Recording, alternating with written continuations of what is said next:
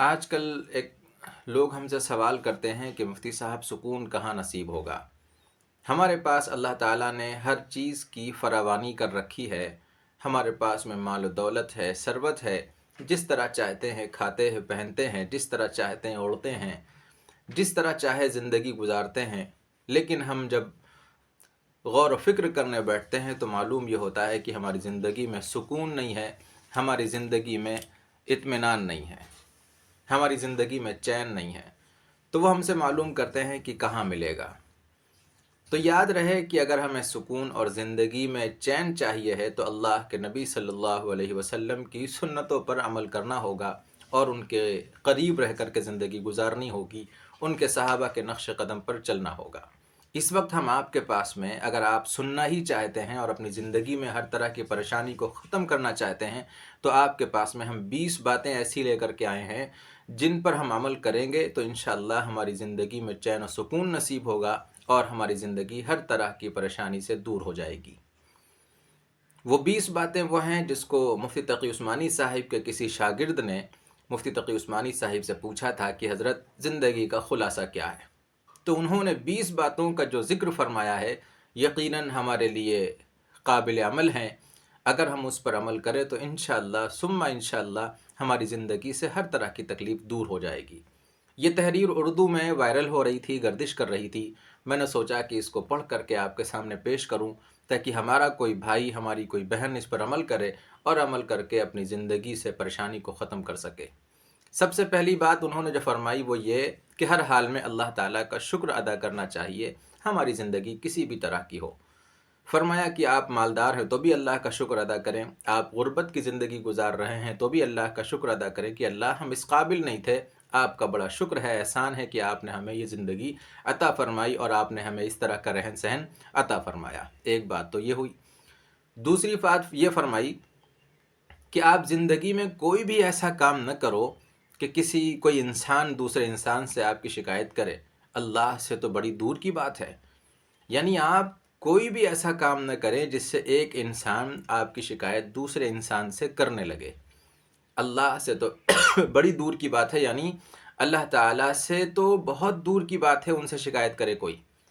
آپ کی شکایت، اگر آپ نے کسی کو اتنا تنگ کیا ہے، آپ نے کسی کو اتنا پریشان کر دیا ہے کہ آپ کوئی شخص اگر اللہ کے سامنے رو پڑے تو پھر آپ کی زندگی کا کہنا چاہیے کہ بگڑنا طے ہے، آپ کی زندگی کی بربادی طے ہے۔ تو فرمائے کہ آپ کوئی بھی ایسا کام نہ کریں، اللہ سے شکایت تو دور کی بات ہے، کوئی انسان کسی انسان سے بھی آپ کی شکایت نہ کرے۔ تیسری بات یہ فرمائی کہ کبھی بھی خاندان والوں کے ساتھ مقابلہ نہ کرنا، خاندان والوں کے ساتھ مقابلہ نہ کرنا، نقصان کو برداشت کر لینا، اور پھر فرمایا کہ نتیجہ آپ کو خود بخود مل جائے گا۔ چوتھی بات یہ فرمائی کہ کسی بھی جگہ یہ مت کہنا کہ میں عالم ہوں۔ یہ بات عالموں کے لیے ہے، اماموں کے لیے ہے، مؤذنوں کے لیے ہے، مفتیوں کے لیے ہے، حافظوں کے لیے ہے۔ بعض لوگ یہ کہہ دیتے ہیں کہ یہ مسجد کے امام صاحب ہیں، ان کے لیے رعایت کی جائے، یا میں امام صاحب ہوں میرے لیے رعایت کی جائے، میں حافظ صاحب ہوں، میں مفتی صاحب ہوں، میں قاری صاحب ہوں، میرے لیے رعایت کرو۔ فرمایا یہ بری بات ہے، غیر نامناسب عمل ہے۔ آپ کبھی بھی یہ مت کہنا کہ میں عالم ہوں لہذا میرے ساتھ رعایت کرو، یہ ایک غیر نامناسب عمل ہے، اور کوشش کرو کہ دینے والے بن جاؤ۔ حدیث میں بھی آتا ہے، فرمایا کہ دینے والا ہاتھ لینے والے سے بہتر ہے۔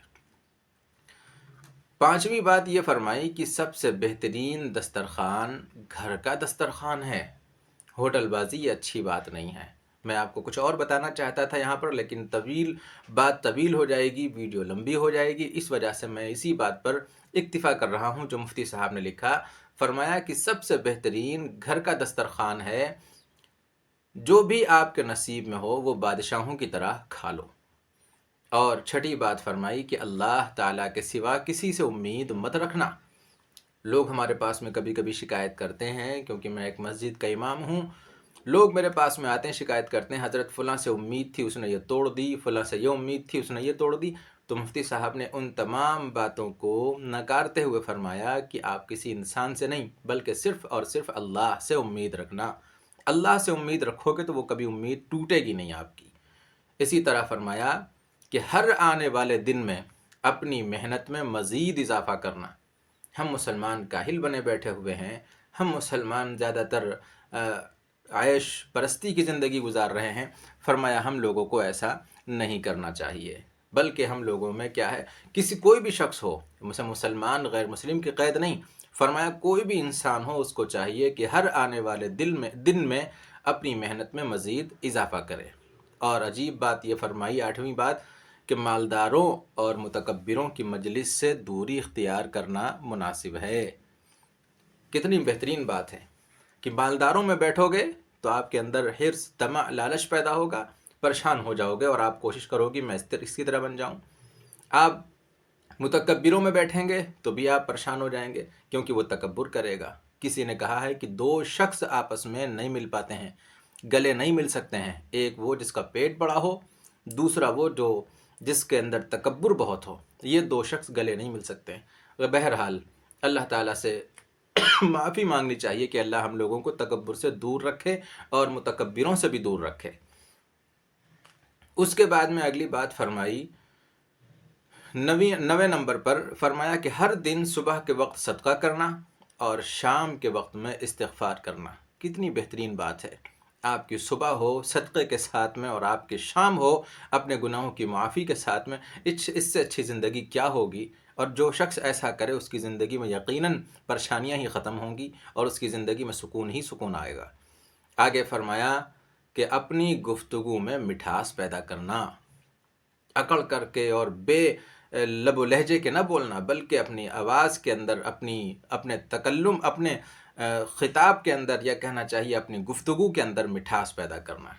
آگے فرمایا کہ اونچی آواز میں چھوٹے بچے سے گفتگو مت کرنا۔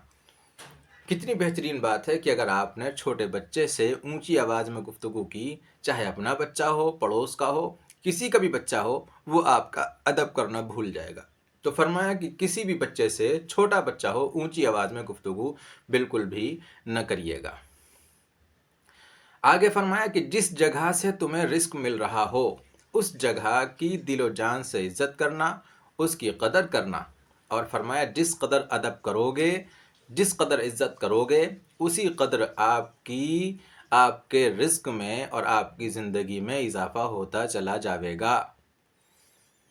ہمیں ایک مسجد سے رزق مل رہا ہے، یا ہمیں کسی فیکٹری سے رزق مل رہا ہے، ہمیں کسی دکان سے رزق مل رہا ہے، ہم کسی جگہ کوئی بھی کام کرتے ہیں، فرمایا کہ آپ مزدوری کرتے ہیں، تو فرمایا کہ جس بھی شعبے میں آپ کام کرتے ہوں، اس شعبے کی اور اس فیکٹری کی، اس گھر کی، یا کہنا چاہیے اس دکان کی آپ دل و جان سے تکریم کریں، تو آپ کے رزق میں اور آپ کی زندگی میں ضرور اضافہ ہوگا۔ تھوڑے دن پہلے ہم نے ایک ویڈیو کلپ بنایا تھا، انہی باتوں میں سے، ان 20 باتوں میں سے 2 باتیں نکال کر کے میں نے آپ کے سامنے پیش کی تھیں، لیکن آج موقع ملا ہے کہ میں آپ کے سامنے پوری 20 باتیں پیش کر رہا ہوں۔ آگے فرمایا کہ کوشش کرو زندگی میں کامیاب لوگوں کی صحبت میں بیٹھا کرو۔ مجھ سے اس سے پہلے کسی اور بزرگ نے بھی کہا تھا کہ کوشش کرو کامیاب لوگوں کی صحبت میں بیٹھو، کیوں؟ ایک نہ ایک دن ضرور تم بھی اس جماعت یعنی کامیاب لوگوں کا حصہ بن جاؤ گے۔ آگے فرمایا کہ ہر فیلڈ کے ہنر مند کی عزت کرنا، ان کے ساتھ ادب سے پیش آنا چاہیے، خواہ وہ کسی بھی فیلڈ کا ہو، کسی بھی شعبے کا ہو، کسی بھی معاشرے کا ہو، اگر وہ ہنر مند ہے تو اس کے ساتھ آپ ضرور اس کے ساتھ ادب سے پیش آئیں۔ آگے فرمایا کہ والدین اور رشتہ داروں کے ساتھ جس قدر اخلاق کا معاملہ کرو گے، اسی قدر تمہارے رزق میں برکت ہوگی۔ والدین اور رشتہ داروں کے ساتھ جس قدر اخلاق کا معاملہ کرو گے، اسی قدر تمہارے رزق میں اور زندگی میں برکت ہوگی۔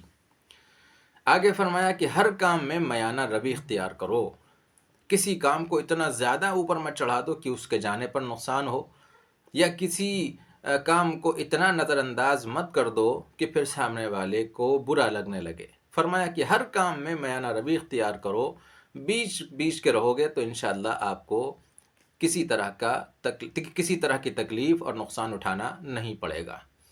آگے فرمایا کہ عام لوگوں کے ساتھ بھی تعلق رکھا کرو، اس سے بہت کچھ سیکھنے کو ملے گا۔ ایسا نہ کریے گا کہ آپ نے چند اور خاص اچھے دوست بنا لیے، اس کے بعد سارے لوگوں کو، ساری دنیا کو بھول گئے؟ فرمایا یہ بھی ایک نامناسب عمل ہے، یہ بھی اچھی بات نہیں ہے۔ آپ کیا کریں؟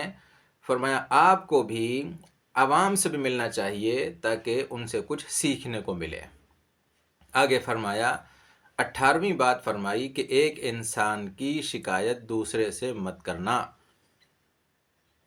یعنی ایک انسان کی شکایت دوسرے سے کرو گے تو اس سے ہمارے اندر کہنا چاہیے کہ اچھا اثر نہیں جائے گا بلکہ برا اثر پیدا ہوگا۔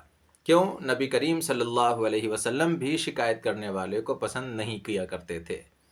آگے 19ویں بات فرمائی کہ ہر بات کو مثبت انداز میں پیش کرنا، اس سے بہت سارے مسائل حل ہو جائیں گے۔ نفی سے بڑے کام بگڑ جاتے ہیں، بڑی باتیں بگڑ جاتی ہیں، رشتہ داریاں ختم ہو جاتی ہیں، تو فرمایا کہ ہر بات کو مثبت انداز میں پیش کرنا۔ اور اسی طرح سے 20ویں بات فرمائی اور آخری بات فرمائی کہ بڑوں کی مجلس میں زبان کو خاموش رکھنا۔ ہمارے یہاں ہندوستان میں کہاوت مشہور ہے کہ جب دو بڑے بات کرتے ہوں تو تیسرے کو نہیں بولنا چاہیے، یا دو بات کرتے ہوں تیسرے کو نہیں بولنا چاہیے، یا بڑے بات کرتے ہوں بچوں کو نہیں بولنا چاہیے۔ یہ تمام طرح کے محاورے ہیں جو مشہور ہیں۔ تو محاورے کی حقیقت یہی ہے کہ جب بڑوں کی مجلس میں ہم بیٹھیں تو اس میں نہ بولیں، کیوں؟ اس سے نقصان ہوگا۔ اور آخر میں ان تمام باتوں کے بعد ایک چھوٹی سی دعا سکھلائی۔ فرمایا جب کسی طرح کی مشکل پیش آئے تو اس دعا کا اہتمام کرو تو زندگی سے تمام طرح کے دکھ، تمام طرح کی تکلیفیں دور ہو جائیں گی انشاءاللہ۔ اور وہ دعا یہ تھی، ربنا آتنا من لدنک رحمہ وہیئ لنا من امرنا رشدا۔